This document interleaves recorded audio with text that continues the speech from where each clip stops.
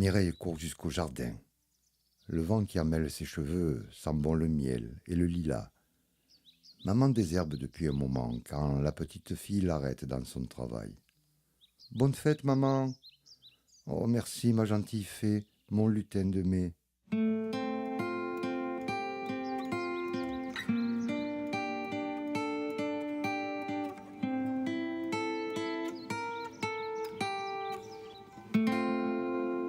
Ces petits noms sont la seule marque de tendresse que lui donne sa mère.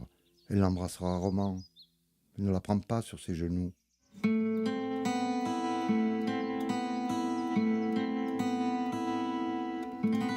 Mireille rêve d'être une vraie fée. Elle transformerait alors 1000 choses inutiles autour d'elle. Ce jardin d'herbes folles, qui refuse de se laisser apprivoiser par sa maîtresse, sera son premier acte de magicienne.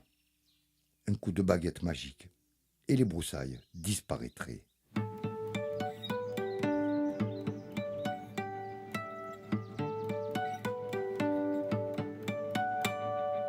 Mais elle ne sait pas que sa mère adore ce combat contre le désordre vert. Elle ne voit pas dans ses yeux la clématite et la rose trémière, reconnaissante, qui dansent de joie. Une petite voix désagréable, bien cachée au fond d'elle, lui dit que le jardin prend une trop grande place dans le cœur de sa maman. La mère et la fille se comprennent si peu. Alors, elle est triste. Et Mireille préfère s'éloigner.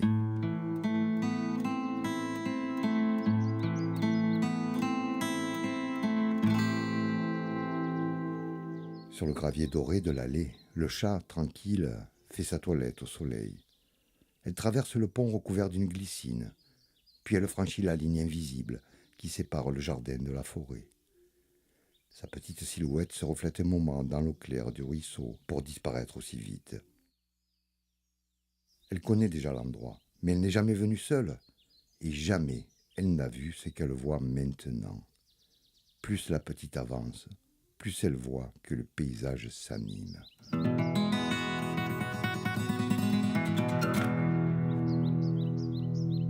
Des papillons de toutes les couleurs font la ronde autour de sa tête, pendant qu'un lapin roux marche derrière elle. Un saule secoue sa longue chevelure ébouriffée sur son passage, et un oisetier l'accroche avec ses branches pour la retenir. La fillette croise une jeune femme qui porte un joli chapeau de paille. Bonjour Mireille, tu te promènes sans ta maman un jour de fête des mères? Elle doit se sentir bien seule. Oh non, elle a ses roses et ses mauvaises herbes pour lui tenir compagnie. Oh, je sens là une pointe de contrariété. Sais-tu que nous l'aimons tous, ici, parce qu'elle prend soin de nous?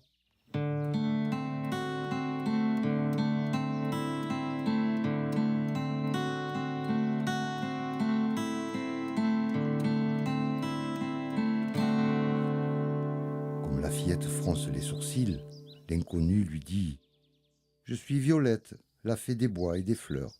Tu as dû m'apercevoir au printemps dans ma belle robe mauve, près de ta maison. » Dès que la fée a prononcé le mot « maison », Mireille se rend compte qu'elles ont quitté le pays des arbres par la pensée. Elles se trouvent toutes les deux à l'endroit le plus fleuri du jardin.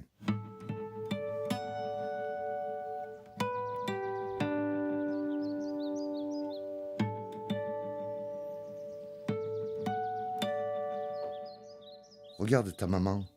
Tu peux la voir, mais elle non, parce que tu es invisible. Sa maman taille un rosier avec précaution et tendresse. C'est le cadeau que sa fille lui a offert l'année dernière. Des mots d'amour s'élèvent alors.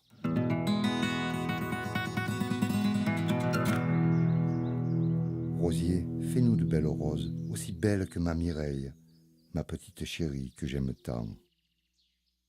La fée et l'enfant sont maintenant près du grand saule chevelu. Tu vois, tu connais les pensées de ta maman. Je t'ai emmené près d'elle pour que tu les entendes. Les mots sont parfois difficiles à dire, même les plus doux. Maintenant, tu vas rentrer. Mais je vais vous donner quelque chose pour vous protéger, toi et ta famille.